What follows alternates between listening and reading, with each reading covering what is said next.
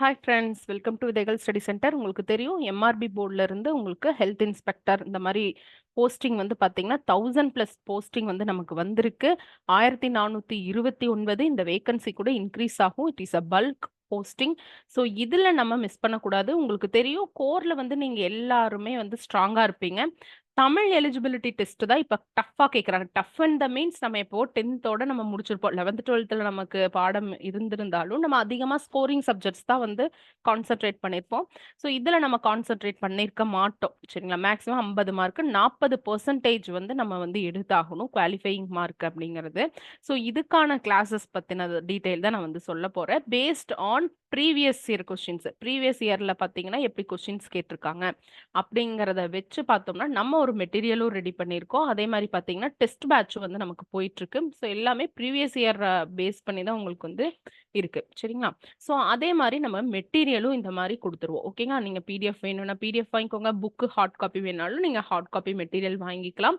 So இதை once நீங்க அப்படியே ரீட் பண்ணுங்க. ஏன்னா நமக்கு ப்ரீவியஸ் இயர் கொஸ்டினை பொறுத்தவரையில் பார்த்தீங்கன்னா தமிழ் அறிஞர்கள் பத்தி நிறைய கேள்வி வந்து கேட்டிருக்காங்க. ஸோ அதனால பாருங்க இளங்குமரனார் பத்தி இந்த பாருங்க இவங்களோட இதெல்லாம் அந்த நூல்கள் இது பத்தி எல்லாமே இருக்கு. பாரதியார், பாரதிதாசன் இது எல்லாமே நம்ம கேட்டிருக்காங்க. சுரதா இது எல்லாமே நம்ம இதுல படிச்சீங்கன்னா இதுல பாருங்க பாரதியார், பாரதிதாசன், உவேசா, இது சுரதா இவங்க எழுதின நூல்கள் இது எல்லாமே வந்து இருக்கு.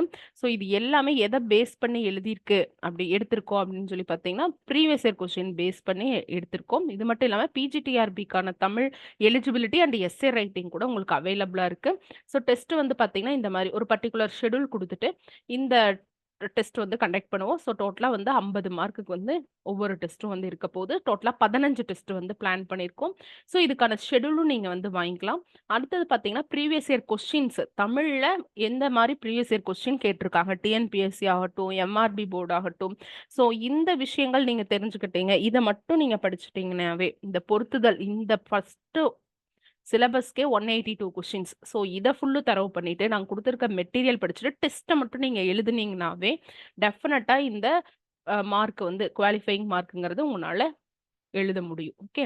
ஸோ இந்த புக்கோட சாம்பிளாக இருந்தாலும் ஓகே, ஷெடியூல் பிடிஎஃபாக இருந்தாலும் சரி, நீங்கள் எனக்கு ஸ்க்ரீனில் இருக்கு பார்த்தீங்களா 7867945526 இந்த நம்பருக்கு கால் பண்ணி அல்லது மெசேஜ் பண்ணி நீங்கள் கேட்டுக்கலாம். ஓகே. நம்ம எவ்வளோதான் கோரில் ஸ்ட்ராங்காக இருந்தாலும் குவாலிஃபையிங்கில் நம்ம வந்து ஃபெயில் ஆயிட்டோம் அப்படின்னா கஷ்டம் இல்லையா? அடுத்த பேப்பர் வந்து வேல்யூவேஷனுக்கு எடுத்திருக்க மாட்டாங்க. நிறையா பேர் கடந்த ஆண்டுகளில் எவ்வளோதான் கோரில் நாலேஜ் ப்ராக்டிஸ் இருந்தாலும் தமிழ் எலிஜிபிலிட்டியில் வந்து ஃபெயில் ஆகி வந்திருக்காங்க.